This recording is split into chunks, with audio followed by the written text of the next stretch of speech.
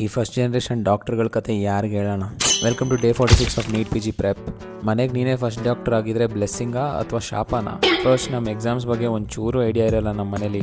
Tension ಅನ್ಕೊಂಡು phone ಮಾಡಿದರೆ ಒಂದ್ಸತಿ ವಾಪಸ್ ಬಾಯಿಗೆ ಬಂದಂಗೆ ಉಗ್ಸ್ಕೊಂಡಿದ್ದಾಯ್ತು.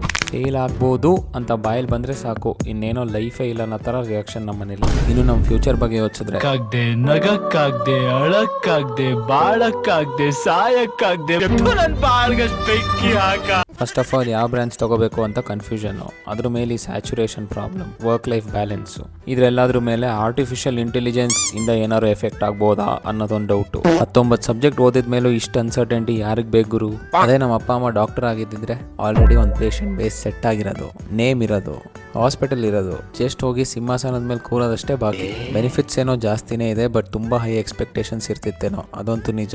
ನಮ್ಮ ಮನೇಲಿ ಚಿಕ್ಕ ವಯಸ್ಸಲ್ಲಿ ಜಾಸ್ತಿ ಓದಿದ್ರೆ ಸಾಕಣೋ ಓದಿದ್ದು ಹೋಗಿ ಸ್ವಲ್ಪ ಆಟಾಡ್ಕೊಂಬ ಅಂತ ಕಳ್ಸೋರು. ಈಗಲೂ ಆ ಟೈಮ್ ನೆನೆಸ್ಕೊಂಡ್ರೆ ಒಂಥರ ಖುಷಿ. ಸಿಗುವ ನಾಳೆ, ಬಾಯ್.